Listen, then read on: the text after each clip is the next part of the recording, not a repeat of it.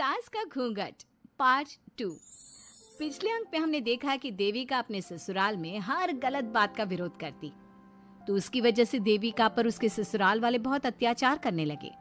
एक दिन देविका ने सचिन से कहा, सचिन, मैं तुम्हारे घर में नहीं रह सकती, तुम मुझे आज ही मेरे घर शहर भेज दो, मैं अपने मम्मी पापा के पास रहूंगी। क्यों देविका, तुम शहर क्यों जाना चाहती हो? यहाँ तुम्हें किस बात की परेशानी है? किस बात की परेशानी नहीं है सचिन, तुम्हारे घर के आदमी औरतों के साथ जानवरों जैसा व्यवहार करते हैं, मैं ऐसे माहौल में नहीं रह सकती। देखो देविका, तुम्हें यहीं रहना होगा। तुम्हारी शादी मुझसे हो गई है, अब मैं तुम्हारा पति हूँ और यही तुम्हारा घर है। अच्छा, तो तुम्हें याद है कि मैं तुम्हारी पत्नी हूँ? जब तुम्हारे पिताजी और चाचा जी मुझे एक एक हफ्ते के लिए कमरे में बंद कर देते हैं, तब तुम्हें क्यों याद नहीं आता कि जो औरत कमरे में बंद है वो तुम्हारी पत्नी है? जब तुम्हारे जीजाजी और भाई मुझसे बदतमीजी से बात करते हैं, मुझे खाने के लिए कुछ नहीं देते, तब भी तुम्हें याद नहीं आता कि मैं तुम्हारी पत्नी हूँ? देखो देविका, तुम बेकार की बातें मत करो। तुम यहाँ ढंग से रहोगी, सबकी बात मानोगी, तो कोई तुम्हें कुछ नहीं कहेगा।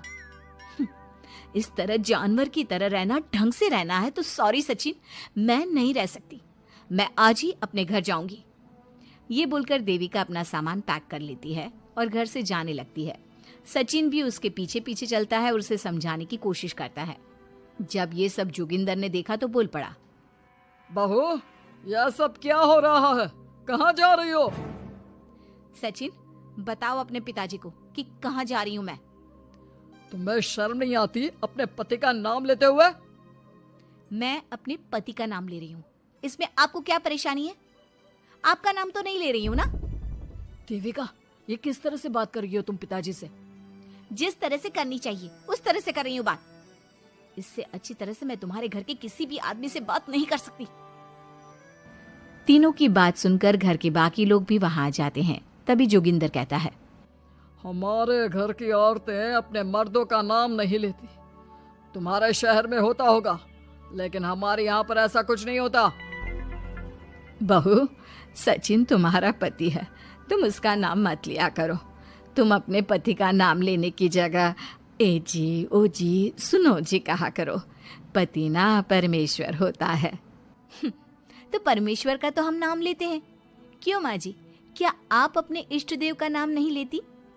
माँ जी, ये सब इन पुरुषों के बनाए तौर तरीके हैं, औरतों को दबाने के लिए। ये बेशर्म लड़की ऐसा नहीं सुधरेगी। ये हमारे घर की औरतों को भड़का रही है। सचिन, तुम इसे चुप कराओगे या फिर मैं करूं? नहीं नहीं पिताजी, मैं अभी समझा देता हूँ। चलो देविका अंदर, और कितना तमाशा बनाओगी मेरा?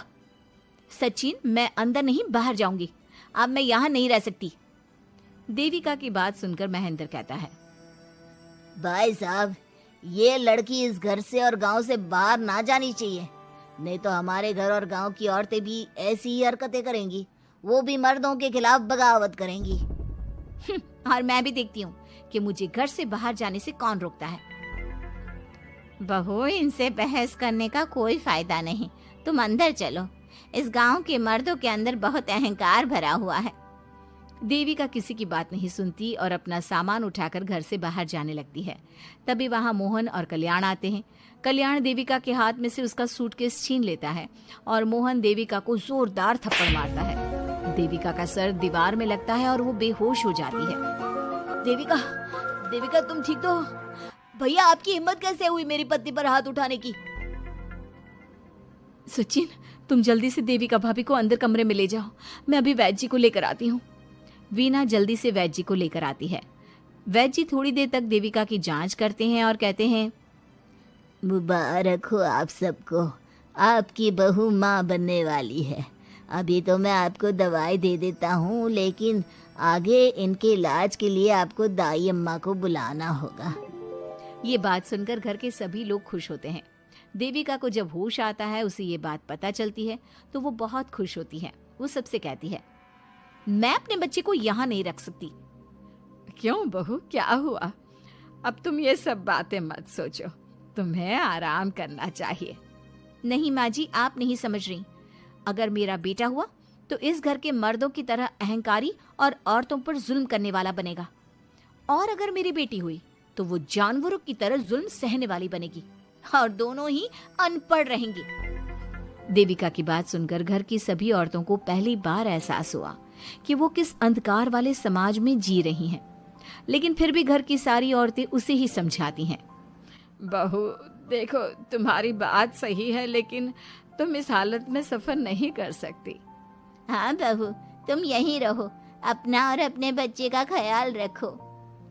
देखो ना देविका भाभी, हमें बिल्कुल भी पढ़ना लिखना नहीं आता, अपना नाम भी नहीं लिख पाते, तो आप मुझे थोड़ा पढ़ा दीजिए ना। देविका, तुम्हारी बातें सुनकर पहली बार हमें एहसास हुआ है कि कैसे माहौल में हम जी रहे हैं। तुमने हमारे अंदर उम्मीद की नई रोशनी पैदा की है। यहाँ से मत जाओ तुम। देविका ने घर की औरतों की बात सुनी तो उसका दिल पसीज गया। उसने गांव में ही रहने का फैसला लिया। वो अपने घर की औरतों को रोज पढ़ाती, उन्हें अपने अधिकारों के बारे में, देश के बारे में बताती। इसी तरह कई दिन बीत गए और एक दिन सुजाता ने सचिन से कहा, सचिन, देविका की तबीयत ठीक नहीं, तुम जल्दी जाकर दाई अम्मा को बुला लाओ ना। भाभी, दाई अम्मा क्या कर लेंगी? आप किसी डॉक्टर को बुला लो, मेरी तबीयत ठीक नहीं है। देविका, गांव के लोग डॉक्टर पर भरोसा नहीं करते। दाई अम्मा बरसों से ये काम कर रही है, वो तुम्हें ठीक कर देगी।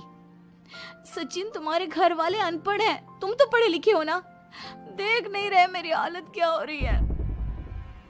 तभी तो बोल रहा हूँ, समय बर्बाद मत करो, मैं अभी आता हूँ। सचिन दाई अम्मा को बुलाकर ले आता है।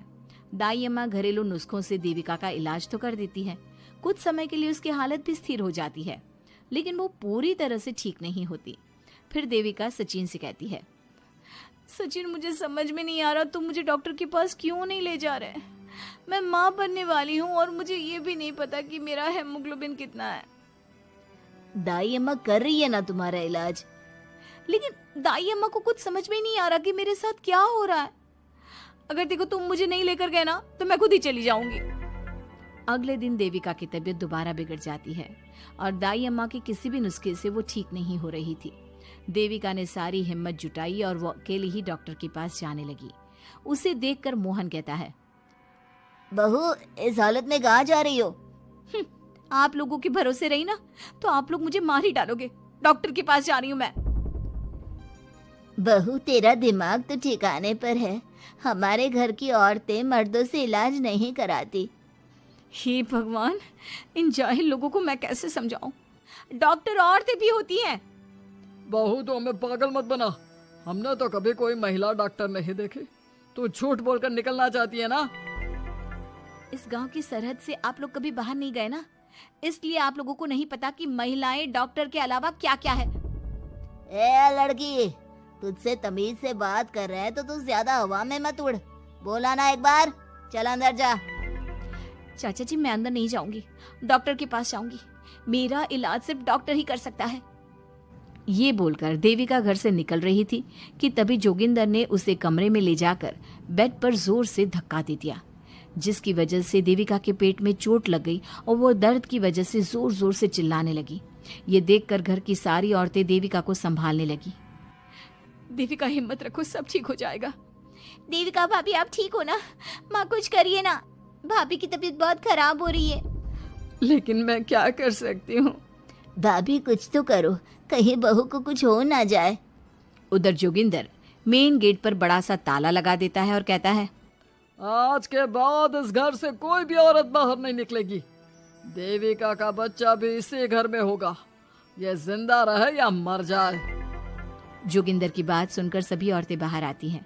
जब विमला को इस बात का एहसास हो जाता है कि जोगिंदर देविका को डॉक्टर के पास किसी कीमत पर नहीं जाने देगा, तब विमला पहली बार अपना घूंघट उठाकर तेज आवाज में कहती है, मैं भी देखती हूँ देविका को डॉक्टर के पास जाने से कौन रोकता है।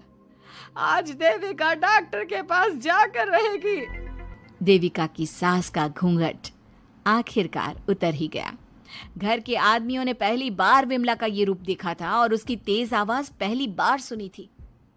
क्या विमला अपनी बहू की जान बचा पाएगी या जोगिंदर अपनी पत्नी की आवाज भी दबा देगा? ये जानने बचाने की कोशिश में जुट जाती है। मैं भी देखती हूँ मेरी बहू को डॉक्टर के पास जाने से कौन रोकता है। देखो सचिन के बापू, दरवाजे की चाबी दे दो मुझे। तुम्हारा दिमाग ठिकाने पर है? पहले सर पर पल्लू रखो और अंदर जाओ। आज तक मैंने आपका हर गलत फैसला सर झुकाकर स्वीकार कर लिया, लेकिन आज मैं आपकी एक बात नहीं सुनूंगी। मुझे मेरी बहू की किसी भी कीमत पर जान बचानी है। मुझे चाबी दे दीजिए। पिताजी, माँ ठीक बोल रही है, चाबी दे दीजिए ना, नहीं तो देविका नहीं बचेगी। देविका मरती है तो मर जाए, लेकिन यह दरवाजा नहीं खुलेगा। तुम सारी औरतों को इस देविका नाम की बीमारी ने पागल कर दिया है, और इस बीमारी का अच्छी तरह से इलाज करना आता है मुझे। वीना बेटी, सुजाता बहू, जाओ अंदर से देविका को लेकर आओ। विमला ये बोलकर अपने पति के हाथ से चाबी छीन लेती है। तभी महेंद्र विमला का हाथ पकड़कर चाबी विमला से छीन लेता है। भाभी, घर के मर्दों से टक्कर लेकर आप अच्छा नहीं कर रही हो। ये इस घर के संस्कार नहीं है। महेंद्र की बात सुनकर कम्मो अपने पति के हाथ से चाबी छीनकर कहती है, इस घर के संस्कार क्या है हम अच्छी तरह से जान गए हैं। आज इस घर का दरवाज़ा खुलकर रहेगा और देविका डॉक्टर के पास जाकर रहेगी। भाभी, ये लो दरवाज़ा खोलो। विमला ताला खोल देती है। तभी वीना और सुजाता देविका को लेकर आ जाती हैं। घर की सारी औरतें देविका को लेकर घर से जा रही होती है कि तभी सुजाता का पति मोहन उससे कहता है, सुजाता, तुम देविका को लेकर इस घर से निकल तो रही हो, लेकिन याद रखना, अगर तुमने एक कदम भी बाहर निकाला तो वापस इस घर में मत आना। मैं देविका के साथ अस्पताल भी जाऊंगी और वापस इस घर में भी आऊंगी। देखती हूँ कौन रोकता है मुझे। देखता हूँ कैसे इस घर के अंदर कदम रखती हो और कौन तुम्हारी मदद करता है। कानून मेरी मदद करेगा और कारट के दरवाजे हर नागरिक के लिए खुले हैं। मोहन को अपनी पत्नी से इस तरह बात करता देख कल्याण वीना से कहता है, वीना, तुमने देविका का साथ देकर अच्छा नहीं किया। अगर तुम अभी भी इसके साथ गई तो अपना और मेरा रिश्ता खत्म समझना। मुझे कोई फर्क नहीं पड़ता। तुमने आज तक किया ही क्या है मेरे लिए। तुम खुद घर जमाई बनकर मेरे घर में रह रहे हो। कभी 100 रुपये की साड़ी दिलाई है मुझे। मेरे आने से पहले मेरा घर छोड़कर निकल जाना, समझे। ये बोलकर वीना और घर की सभी औरतें देविका को अपने साथ अस्पताल ले जाती है। वहां जाने के बाद डॉक्टर जल्दी से देविका का चेकअप करता है। चेकअप करने के बाद वो गुस्से से कहता है, ये क्या किया है तुमने? क्या हुआ डॉक्टर साहब? आपकी बहू की इतनी ज़्यादा हालत ख़राब है और उन्हें चोट भी लगी है, फिर भी आपने उन्हें हॉस्पिटल लाने में इतना लेट कर दिया। आपको 3 दिन पहले ही इन्हें हॉस्पिटल में एडमिट करवाना चाहिए था। हमसे गलती हो गई डॉक्टर साहब, लेकिन आप जल्दी कुछ करिए। हमारी बहू और उसके बच्चे को बचा लीजिए। देखिए, अभी कुछ भी कह पाना मुश्किल है। हम माँ और बच्चे में से किसी एक को ही बचा सकते हैं। आप सोच लो किसे बचाना है। डॉक्टर साहब, आप देविका को बचाइए, उससे कुछ नहीं होना चाहिए। देखिए, हमें देविका का ऑपरेशन करना पड़ेगा। आप इनके पति को बुलाइए, हमें कुछ पेपर पर साइन करवाने हैं। डॉक्टर की बात सुनकर सभी औरतें सोच में पड़ जाती हैं। तभी वीना कहती है, डॉक्टर साहब, इनके पति नहीं आ सकते। ये इनकी सास है विमला देवी, आप इनसे साइन करवा लीजिए। लेकिन पेशेंट की हालत इतनी नाजुक है, इनके पति है कहाँ? वो अपने आदमी होने का धर्म निभा रहा है। पति धर्म के बारे में उसे कुछ नहीं पता। डॉक्टर साहब, वो नहीं आएगा। क्या क्या करना है आप मुझे बताइए। थोड़ी देर बाद डॉक्टर देविका का ऑपरेशन शुरू कर देते हैं। जब वो ऑपरेशन थिएटर से बाहर आते हैं तो कहते हैं, आप लोगों की किस्मत अच्छी है। देविका भी सुरक्षित है और उसका बच्चा भी।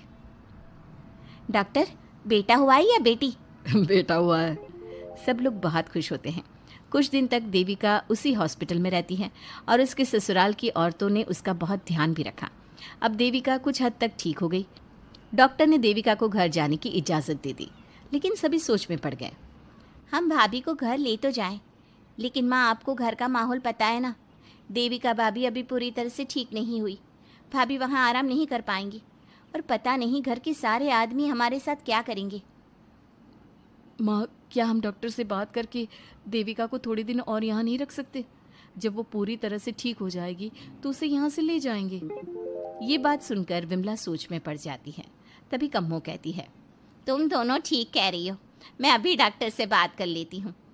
कम्मो डॉक्टर से बात कर लेती है और देविका कुछ दिन में बिल्कुल ठीक हो जाती है।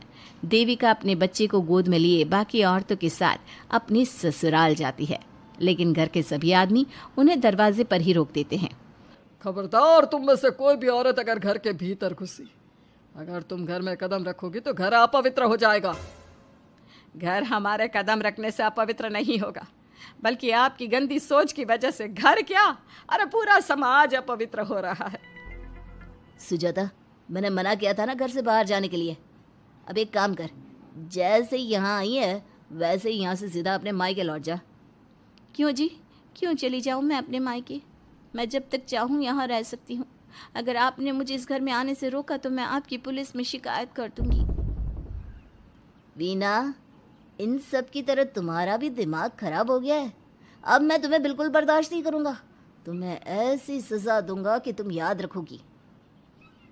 सजा बाद में देना, पहले मेरे घर से बाहर निकलो। खुद पूरी जिंदगी में एक घर नहीं खरीद पाए और मुझे सबक सिखाने की बात बोल रहे हो। देखो बिना, तुम इस घर की बेटी जरूर हो, लेकिन कल्याण इस घर में ही रहेगा। उसने बहुत कुछ किया है इस घर के लिए, लेकिन तुम अब यहाँ नहीं रह सकती। क्यों नहीं रह सकती? इस घर पर मेरा उतना ही हक है जितना सचिन का। देश के कानून ने मुझे ये हक दिया है। अगर मैं चाहूँ तो कोर्ट का सहारा लेकर इस जायदाद का आधा हिस्सा ले सकती हूँ। और हाँ कल्याण, तुमसे तलाक भी ले सकती हूँ। वीना, देविका के साथ रह रहकर तुम्हारा दिमाग भी खराब हो गया है। और कम्मो, मैंने तुमसे कितना मना किया, घर से बाहर मत जाओ, देविका की मदद मत करो, लेकिन तुमने मेरी एक नहीं सुनी। अब तुम इस घर से और मेरी जिंदगी से चली जाओ। ये कदम उठाकर तुमने बिल्कुल अच्छा नहीं किया। ये कदम तो मुझे उस समय उठाना चाहिए था जब मैं माँ बनने वाली थी। आपके झूठे अहंकार और गलत नियमों की वजह से मैंने अपने 2 बच्चे खो दिए। अगर उस समय मैं दाई अम्मा से इलाज ना कराती और हॉस्पिटल चली जाती तो सचिन के बराबर मेरे भी 2 बेटे होते। सभी पति इस बात पर अड़े हुए थे कि वो अपनी अपनी पत्नियों को घर के अंदर नहीं आने देंगे। देविका बहुत देर तक सबकी बातें सुनती रही। फिर उसने अपने पति से कहा, सचिन, तुम्हारे घर के आदमियों की बात तो मैंने सुन ली। अब तुम बताओ, तुम्हारा क्या फैसला है? देविका, मुझे माफ़ कर दो। मैं तुम्हारे लिए कुछ नहीं कर सकता। मैं मजबूर हूँ। मुझे पता था सचिन, तुम्हारा यही जवाब होगा। मुझे अपने आप पर हैरानी है कि मैंने बिना रीढ़ की हड्डी वाले आदमी से प्यार ही क्यों किया, शादी क्यों की। अब मैं आप सबसे बस आखिरी बार पूछ रही हूँ, तुम हमें अंदर आने दे रहे हो या नहीं, या मैं पुलिस को फ़ोन करूँ? देविका, आज तक हमारे गांव में पुलिस ने कभी कदम नहीं रखा और तू हमारे घर के दरवाजे पर पुलिस को लेकर आएगी? तेरी हिम्मत कैसे हुई ये बात करने की? आज तक इन औरतों ने घर से बाहर कदम नहीं निकाला था और 2-4 दिन में तूने इन सबको इनके अधिकार भी याद करा दिए। अब तो तुम बिल्कुल इस घर में नहीं आ सकते। घर की औरतें घर के बाहर खड़ी थी और घर के आदमी घर के दरवाजे पर। उनकी लड़ाई देखकर पूरा गांव इकट्ठा हो गया। देविका को